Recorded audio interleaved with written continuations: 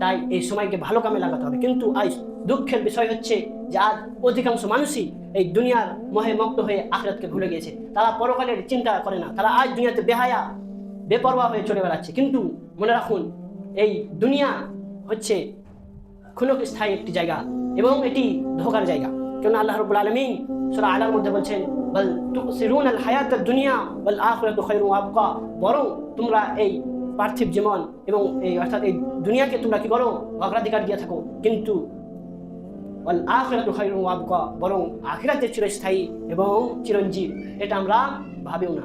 তাই আমাদের উচিত যে আখিরাত পরকাল এই জীবনকেই বেশি অগ্রাধিকার দেওয়া, তার জন্যই আমাদেরকে কাম করা, তার জন্য ভালো আমল করা। এই দুনিয়ার পেছনে মোহে মগ্ন হয়ে আখিরাতকে ভুলে যাওয়া এটা আমাদের কখনোই উচিত নয়। তাই আমাদের উচিত যে আখিরাতের চিন্তা করে আল্লাহ রাব্বুল আলামিনের আমল করা।